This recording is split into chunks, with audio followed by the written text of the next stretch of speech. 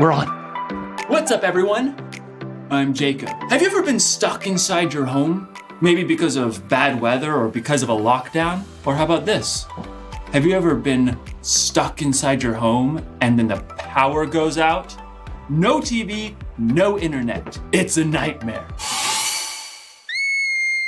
But it doesn't have to be all that bad. You can figure out something to do like a jigsaw puzzle.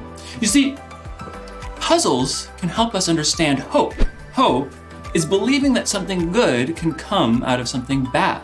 Now, usually a jigsaw puzzle comes in a box with a picture of the finished puzzle. This one, however, came in a bag. Guess I'll have to wait until I'm done to see what I'm working on. Let's see. Ooh, it looks like an eye.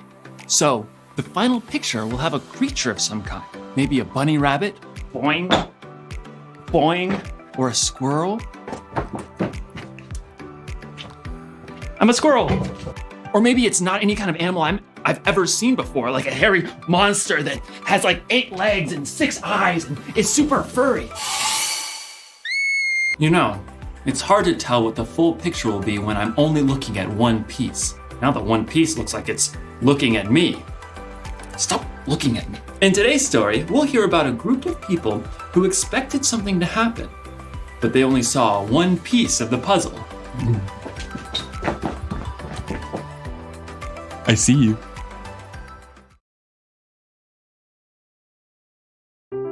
The Bible. It's 66 books of history, stories, letters, and poetry that fit together to form God's one big story.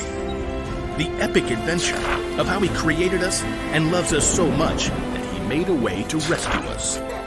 As we travel through the Bible, from Genesis to Revelation, we discover people who met God and found their lives changed forever. Now, for an amazing story. Inspired by the book of John, chapter 12, verses 9 through 16. When Jesus raised his friend Lazarus from the dead, news spread quickly. Many people believed in Jesus, and the religious leaders flew into a rage. If we let Jesus keep doing this, everyone will believe in him. He'll cause so much trouble, the Romans will come in and take over. So, it's decided. We will remove him.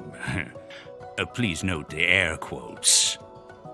For a time, Jesus went away to the village of Ephraim. As the Passover feast neared, the people of Jerusalem began to look for him. Isn't he coming to the feast? He'd be a fool. The Pharisees have given orders to arrest him. Jesus wasn't threatened by the religious leaders. He was following the plan that God had set in motion long before. And with his disciples, Jesus returned to the town of Bethany. From there, he made plans to enter Jerusalem. He told 2 of his friends. Go to the village ahead of you. As soon as you get there, you will find a donkey tied up. Her colt will be with her. Village, check. Donkey, check. Colt, check. Untie them and bring them to me. Untie.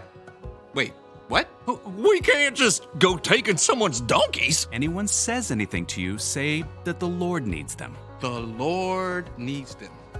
Check. And the owner will send the donkeys right away. We're on it. The disciples had entered the town, just as Jesus had instructed them. Well, there they are. And now we will just calmly untie them like we walk off every day with donkeys that don't belong to us. No biggie. Hey! Those are my donkeys. The Lord needs them. Oh, well, in that case, just remember the big one kicks real bad. And she likes figs. Jesus' friends brought the donkey to him and laid their coats across the colt's back for Jesus to sit on. He's walked a gazillion miles. Why does he want to ride a donkey now? Jesus wasn't too tired to walk. He was carrying out the plan that God had set in motion long before. Hundreds of years earlier, the prophet Zechariah had written, Say to the city of Zion, see, your king comes to you. He is gentle and riding on a donkey. Now Jesus was showing everyone that he was the king that God had promised. As he rode towards Jerusalem, excitement rippled through the crowds of travelers. They threw their coats down on the ground making a path for him. Others broke large branches off of nearby palm trees, laying them across the road or waving them high. Hosanna! Oh, blessed is the one who comes in the name of the Lord! Some people ran ahead of Jesus as others streamed behind in a joyful, glorious parade. Hosanna! Hosanna! As the procession neared the city, people ran out to see what was happening. Who is this? This is Jesus, the prophet from Nazareth. Yeah, he brought Lazarus back from the dead. In all the excitement, though, one group of people was not pleased. The religious leaders. This isn't getting us anywhere. Look how the whole world is following him. Don't worry. I've got a plan. A plan? To remove Jesus. Oh, right. The air quote. He won't last the week. But God was still at work, and nothing that anyone could do would stop God's plan to save the world.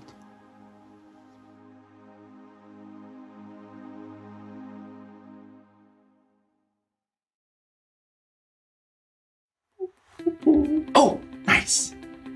Oh, hey, I didn't see you there. So anyway, many people believed Jesus was the Messiah, the Savior who came to rescue them, and they were right. But they thought that meant that Jesus was going to take over right then and take over as their king. And they were about to be very disappointed. But here's the thing about disappointment. We're disappointed when things don't go how we want or expect. We're disappointed when we don't get our way. But you've got to remember, when it comes to life, we can only see one piece of the puzzle. We only see that we didn't get invited to someone's birthday party. We see that mom or dad lost their job. We see that you or someone you know is hurt. We see the bad things happening right now.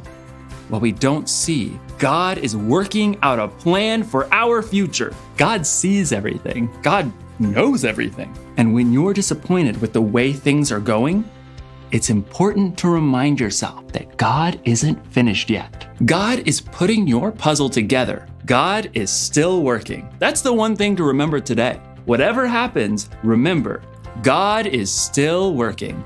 Jesus didn't turn out to be the king the people were expecting, but God was working on a much bigger plan, not just to rescue those people, but to rescue all people for all time. When we only see one piece of the puzzle, God can see the whole picture. Wow. And what a picture it is. I'll see you next time.